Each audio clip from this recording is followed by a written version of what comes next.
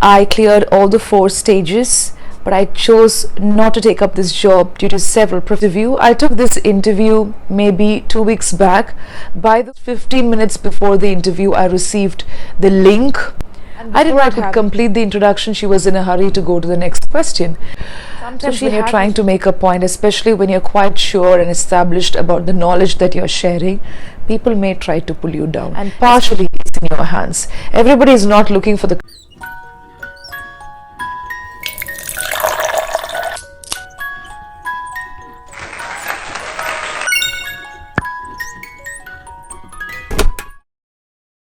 anything can go wrong when it comes to an interview. I've done a couple of videos on interview, but I would like to share an experience that I had a couple of weeks back.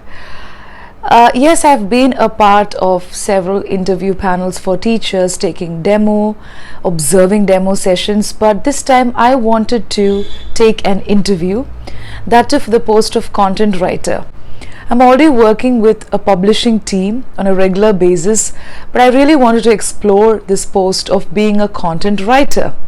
So I thought of creating a video based on my experience. All the interview that you are a part of need not be favorable. Sometimes unpleasant segments could come your way. The entire interview went well for me. I cleared all the 4 stages, but I chose not to take up this job due to several professional reasons. I'll give you all the reasons, but before beginning today's video, this is Rini Rose Matthew. I'm a CELTA certified tutor and also an author. If you're watching the channel for the first time, do not hesitate to scroll down and go through all the other videos. Now coming to the interview, I took this interview maybe 2 weeks back. By the way, interviewee is a person who takes the interview. An interviewer is the person who conducts the interview, who asks the question. So here I did not have any panel. I just had one person talking to me, asking questions. The last round had few people because we had group discussion, and it happened online. Yes, I thought online interviews would be very easy, but still I had already shared my experience of taking the CELTA online interview, which was quite rigorous, and I had my anxieties, but here this is different. So I received an email the day before the actual date of interview. So suppose I have the interview tomorrow. I received an email the day before around 5:30 p.m. saying that you need to be present for the interview tomorrow at 11 a.m. So I was free, and that's why I thought of giving it a shot. Otherwise I wouldn't have cancelled my training sessions and been a part of it. So I thought, okay, I'll attend the interview next day, 11. And remember, sometimes people may not come for discussions. They may not ask you whether you're available. Okay, so this was the first thing that I wanted to mention. And it's okay, some companies may not discuss. They may just send notifications on the date, time, and maybe the venue if it's an offline interview. So I said, okay, I'll be available. And the next day, just 15 minutes before the interview, I received the link. I did not have any tension because it was a post of content writer, and I think I was quite interested in this post. Maybe that's the reason. And I logged in, and there was a woman on the screen. She was taking the interview. She was somewhere between 24 and maybe 30 years of age. I wished her saying good morning. The second point is, it's not necessary to always address the interviewer as sir, madam and all. You can always be formal with the name. I just said good morning, but I did not receive any wish. She did not wish me back. So of course I felt that something was weird. I thought maybe she didn't hear. The first question was, am I visible and audible? And I said, yes you are. And am I visible and audible? She said, perfect. And within a couple of seconds, it was quite clear that she was trying to put on a fake, pretentious mask. Of course, when it comes to interviews, it's their choice to be assertive. Some people will be quite strict. They may not smile at you. They may not nod their head. I've seen IELTS examiners who don't even smile when you try sharing your experience, or when you smile and give an answer, that's their choice. But here I could see that she was trying to put on a face, a kind of assertive face, but it looked quite arrogant. I'm not coming into any conclusion, but I'm telling you, I'm sharing the guideline that it's not always necessary to have a pleasant face sitting in front of you. Some of them could be very assertive, some of them could be quite pleasant. They may put on some pleasant faces, but they could be just twisting and tweaking in a lot of questions. So I did not receive any reciprocating vibes for my introduction. That was the first part. She asked me to introduce myself, and before I could complete the introduction, she was in a hurry to go to the next question. So she had her set of questions prepared, and that's okay. Sometimes, here comes the next point, sometimes interviewers may not allow you to complete an answer, and it can really become very irritating and really frustrating. She asked me the difference between and some other kind of expressions. I was able to give the answer with an example, with a context. She did not smile for any of the answers. She did not say okay. She just went on with the questions, and it was pre-prepared. I could see that she was looking somewhere, and she had the same attitude. You know, when you put on a mask, even as a learner, when you are pretentious with your attitude, the mask falls. The unveiling of the mask happens after a couple of minutes, or maybe after the first half an hour. It depends. Similarly, when you put on an accent, the accent falls off. You cannot put on that fake accent or fake attitude throughout the interview. So I'm going to give you some guidelines based on this. So once she had asked me the grammatically connected questions, I was able to answer those questions happily and fortunately. It's not that I'm a grammar guru, but I was able to do justice because of my experience.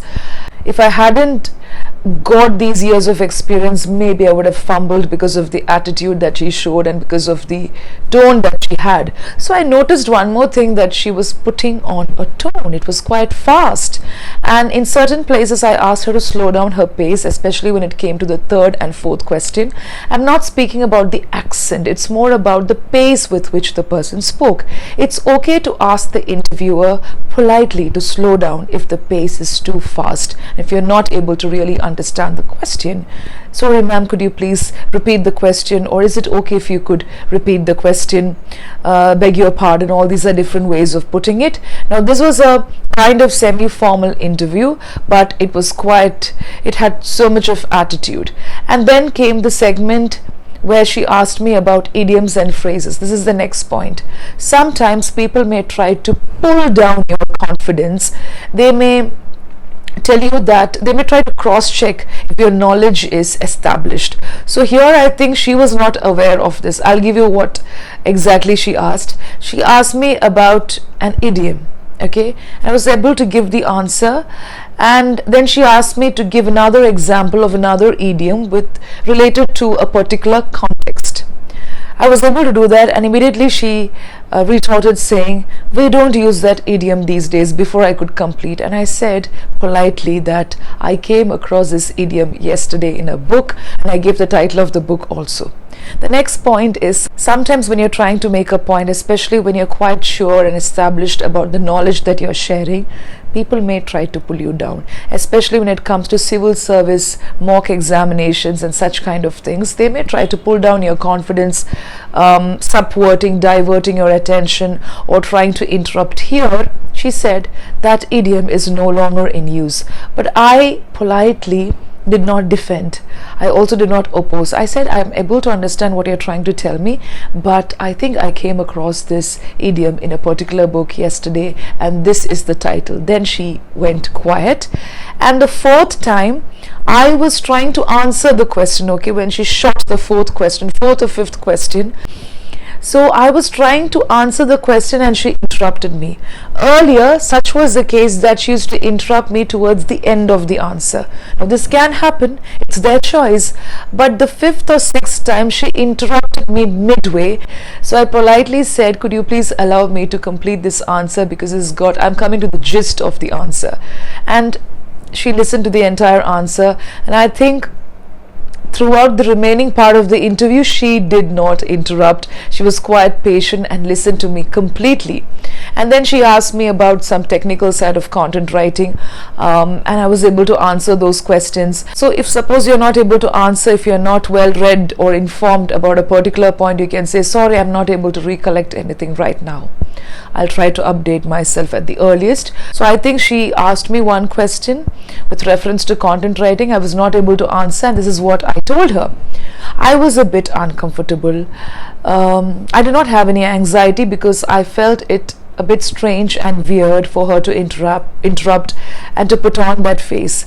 After 40 minutes, I could see that fake attitude and fake kind of mask or whatever she was wearing unveiling. I'm not trying to pinpoint the interviewer. This can happen. There will be unpleasant segments of an interview that could pull you down, that can really sometimes ruin your confidence forever. You may not feel like taking an interview for the rest of your life. Some people are like that. It's not your problem. They're just checking certain things. I was also quite confident with the answers that I gave, and it was strange, it was bizarre throughout, but still I was able to keep at it. And then came the a discussion round, which was conducted on another day once you cleared this particular interview, but it went on for almost 45 to 50 minutes for the post of a content writer, and she was quite fast with the questions. The minute you answer, the next one comes. And I should say that the grammar levels were difficult. I'm not trying to again reiterate saying that I know everything in grammar, but see, sometimes you may not be able to even answer the simple questions when you feel uncomfortable, when you feel that something is going wrong, or when you just tell yourself that something is strange, right? You may not be able to express even the simplest answer. Even when it comes to introduction also, you may fumble. So first, when she did not wish me back, I felt something. I felt a kind of pang deep within me.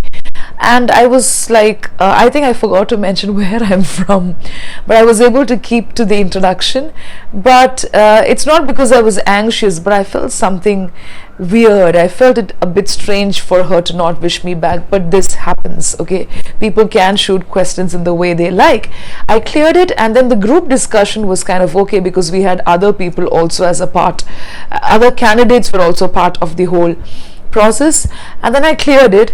I did not take up this job just because of the contract, the policy, and also I also felt that everything went well with the interview, but later the coordination, I was able to clearly sense that there was no coordination between the team members. So interview was good, everything was fine except for these slight nuances, certain aspects of the interview. And things can happen this way when people really want to check how you will deal with pressure sometimes, or how you will react or sometimes respond, okay, when you are interrupted. But here I could see a kind of false pace with the sentence formation, false attitude instead of being assertive, and such kind of things. So these are some of the points that I wanted to share with you. You would have come across even more unfavorable or unpleasant interview. I've heard people telling me that the entire interview was a flop. So partially it's in your hands. Even to tell that you don't know something, you need some confidence. It's okay to say that you don't know, that you're going to read more about it. You cannot recollect sometimes, but it's just okay to feel a bit anxious and nervous. Partially it's in your hands. You can control the fear that you have. You may not be able to relax during the entire interview, especially when you have such, you can say, people who are not amicable, such people who are not friendly. Sometimes they may just interrupt saying, that is not correct. Do you think it's correct? Do you think you are well informed? Do you think you are a fit for this role? Because I was also asked this question, why do you think you're fit for this role? And there was also a comment made on one of the companies that I'm working with, saying that is the company functioning properly? But I gave a balanced answer. It's always okay to express your opinion and to stand for what you really think, but in a balanced way. So these are some of the things that came my way. Of course, I did not prepare for this interview, but I thought that it's always important to share such guidelines with you. Anything can go wrong.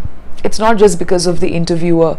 Sometimes when you have pleasant people sitting in front of you, you may feel a bit jittery, you may feel a bit uncomfortable. Some people will be there to make you feel comfortable, saying you can have the glass of water, but sometimes they may not do that. Even they may just not smile at you, they may not nod their head, or they may not even acknowledge what you have, right? They may just act quite indifferent. Yes, indifference will be there, but it's how you tackle. You can of course tackle the fear or the anxiety that you have in mind, and partially it's in your hands. Everybody is not looking for the correct answer. Most of the companies, good institutions, will always look the way you handle something, the way you give the answer, the way you try to speak to a person. Communication skills definitely stands out. I hope all these guidelines help you, and happy learning.